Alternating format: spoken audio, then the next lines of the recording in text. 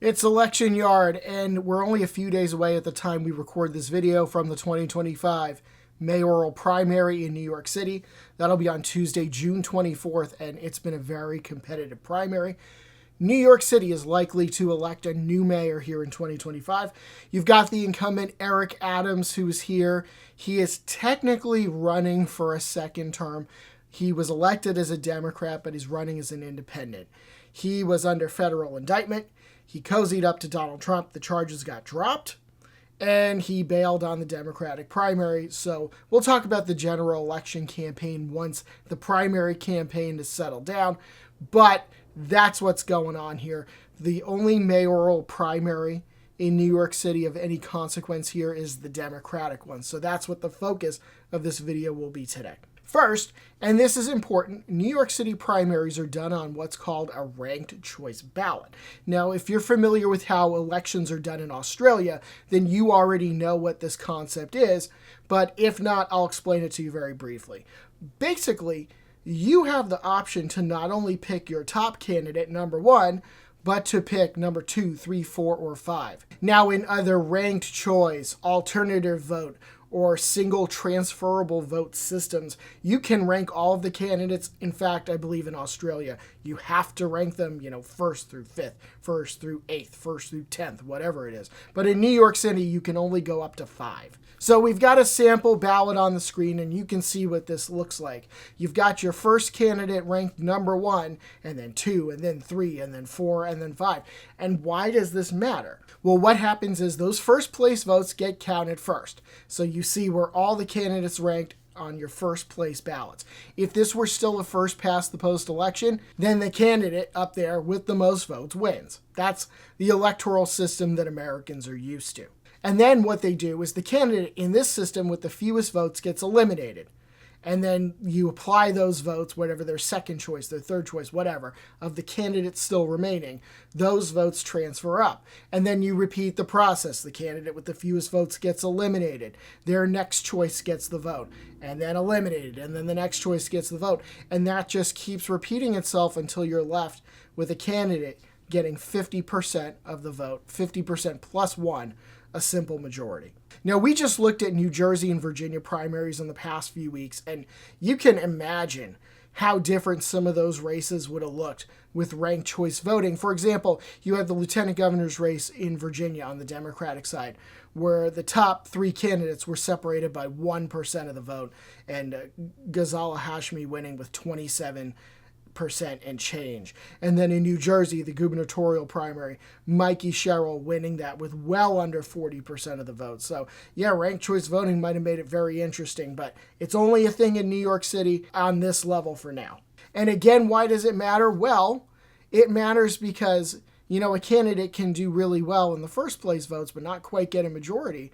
But another candidate can catch up to them if they have broader appeal on second place, third place, fourth place votes with some other voters. So this system does kind of require a candidate to have a broader appeal outside of the people who would vote for them first. Now, who are the candidates? So we're going to go through the list here. It's a big Democratic field. Like I said, we're going to discuss the general election later, but the winner of this ranked choice primary is very likely to be the mayor of New York City getting sworn in January 2026. They would be the 111th mayor of the city. So here we go. In surname order, I'm going to tell you who they are, I'm going to tell you what they do, and I'm going to tell you what borough they're from. And now, mind you, when it comes to what borough they're from, we're going off of what the New York City Department of Elections website says their campaign office is located in. All right, so here we go. Adrienne Adams, she is the New York City Council Speaker. She's from Jamaica, Queens, and no, she is no relation to Mayor Eric Adams. Next is Dr. Selma Bartholomew. She is an educator from the Bronx. Michael Blake, a former state assemblyman. He is also from the Bronx. Andrew Cuomo, the most recognizable name in this field. He's former governor of New York, and he's from Manhattan. Brad Lander, the city comptroller from Brooklyn. Zoran Mamdani, state assemblyman from Astoria, Queens. Next up is Zelnor Myrie, a state senator from Brooklyn. Paperboy Prince, definitely the most interesting name on this list. He's an artist from Brooklyn. Jessica Ramos is a state senator from Jackson Heights in Queens. Scott Stringer is the former New York City comptroller from Manhattan. And Whitney Tilson, he's a hedge fund manager from Manhattan. Now, you notice there's no Staten Island on this list. Not terribly surprising, both given its size and the fact that it leans pretty Republican. So what do the polls say? Unfortunately for Paperboy Prince, he's probably not going to win the nomination. I'm sorry if I upset any of you out there, but I'm just trying to keep it real here. It's going to probably come down to two candidates, Cuomo and Mamdani. Now, New Yorkers know Cuomo's deal. He's the son of a former governor, Mario Cuomo. He's the former HUD secretary. He's the former attorney general. He's the former governor. He served 2.5 terms. He named the new Tappan Zee Bridge after his dad, resigned in the middle of a sexual harassment scandal back in 2021, and is now attempting his political comeback. On the other side, you've got Mamdani. He came into this race as a relative unknown. He's a state assemblyman. He's got a few terms under his belt.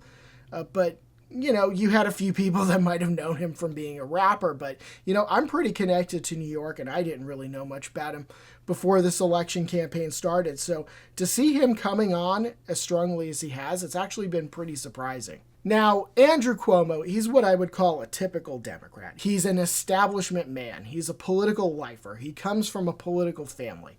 Definitely liberal, but not as far left as Mamdani, who is a self-described socialist. So what's interesting in this campaign with the ranked choice voting system is that candidates can make deals and cross endorsements to secure a flow of preferences.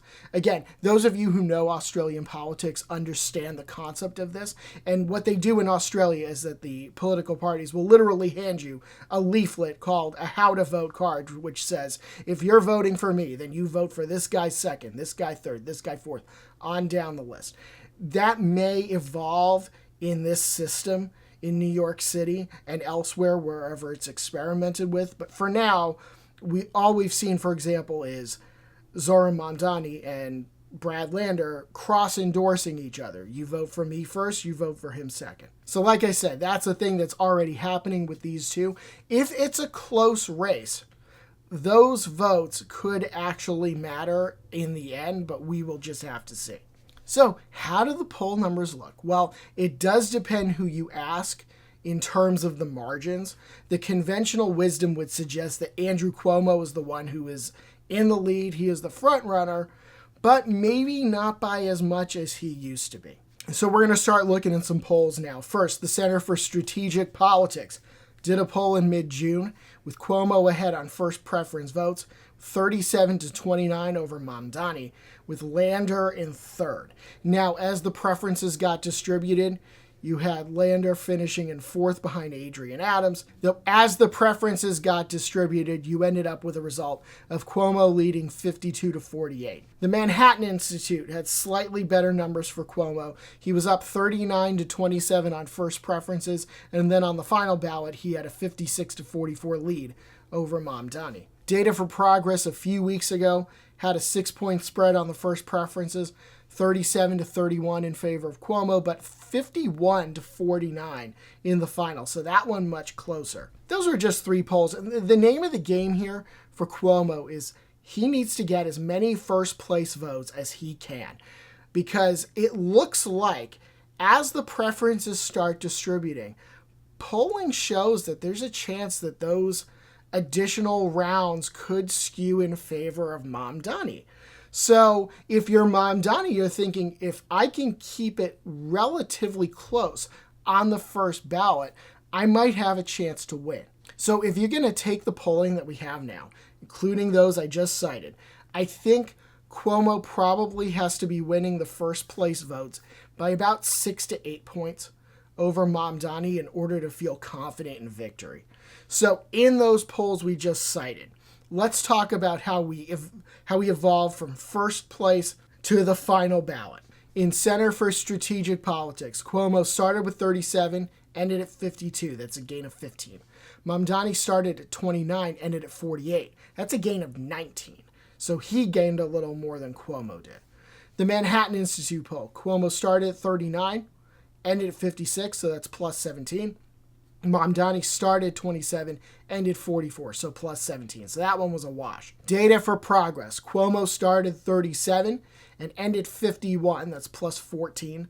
Mamdani started 31, ended 49. That's plus 18. So you can see Mamdani picked up 4 points over the course of the distribution of votes.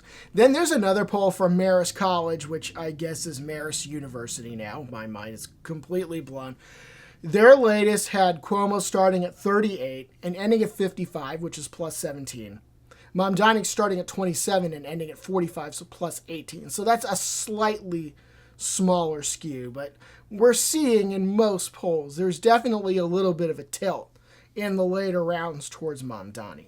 So take all of those together, and there's some indication here that after the first place votes, that votes will start to flow in Mamdani's direction. So Cuomo really does need to win the first place votes with some room to spare, so that in case they do start skewing towards his opponent, that he's got enough of a buffer to win. If it's within 5 points between Cuomo and Mamdani on the first ballot, I'm not sure he's going to win.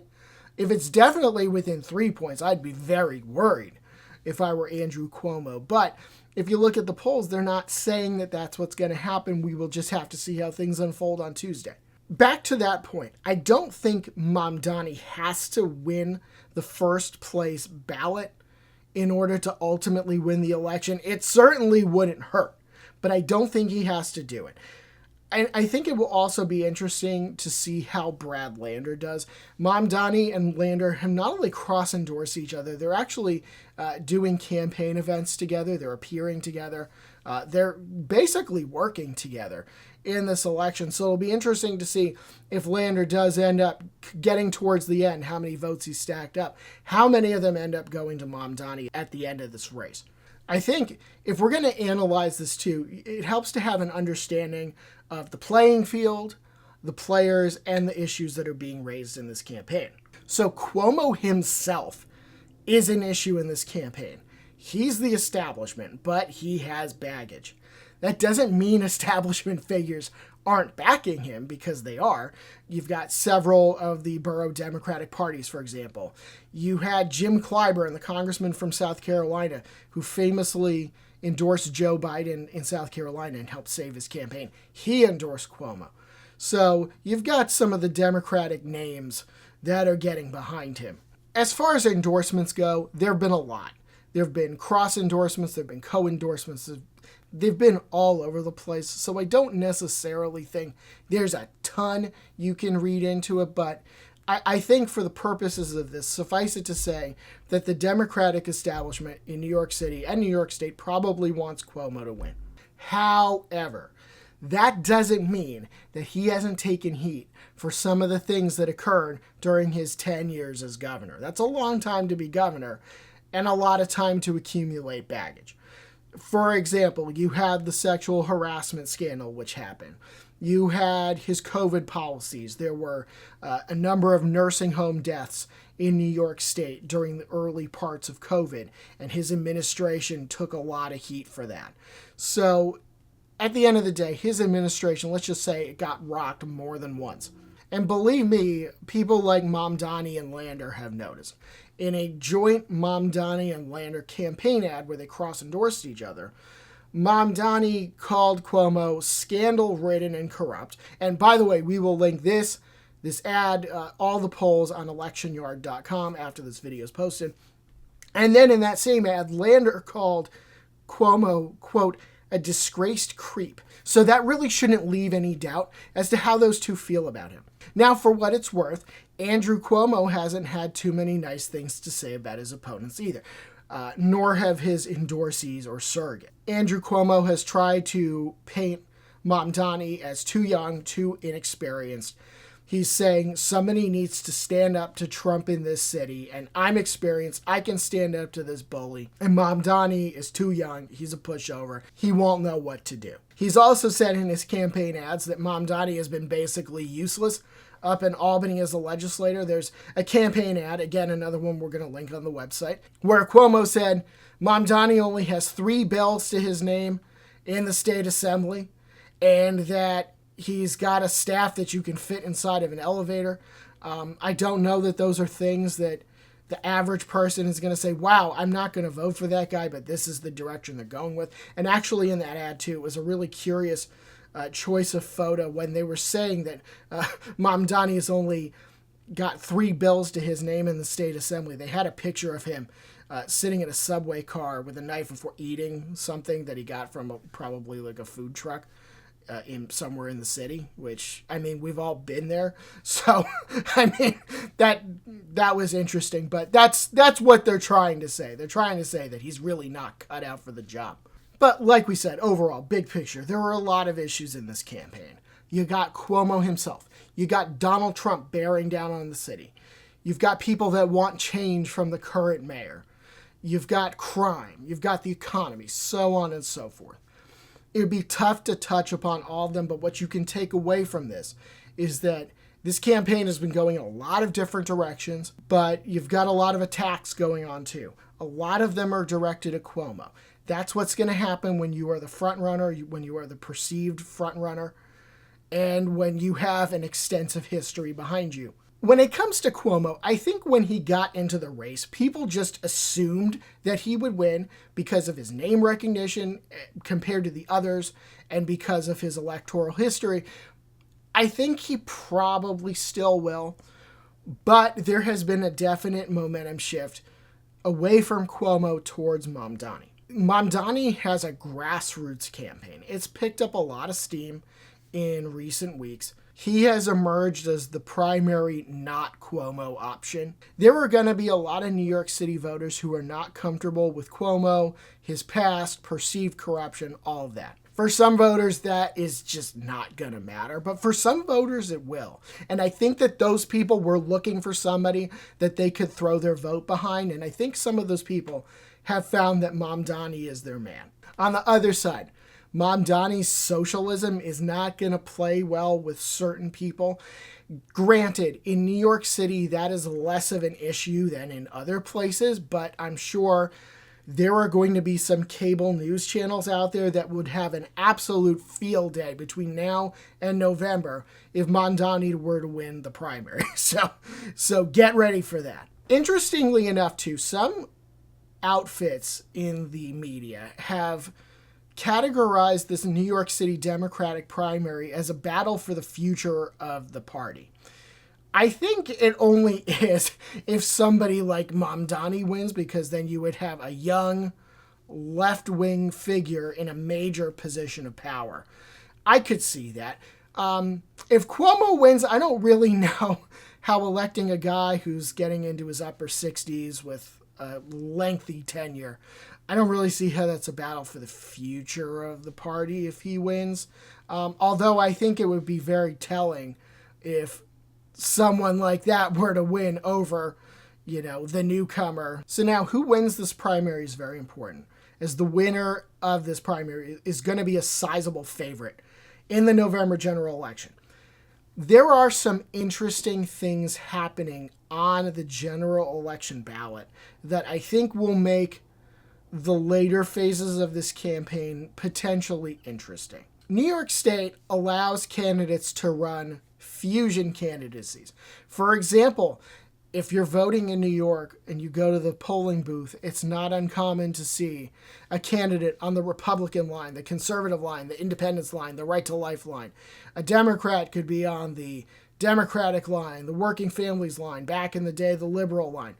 That was a thing. So just because one of these candidates might lose the Democratic primary doesn't mean they're not going to show up on one of those other ballot lines. So even if one of these guys loses, it's not necessarily over yet. But we will talk about that after the primary. And for more on the New York City primary and elections in 2025, visit electionyard.com.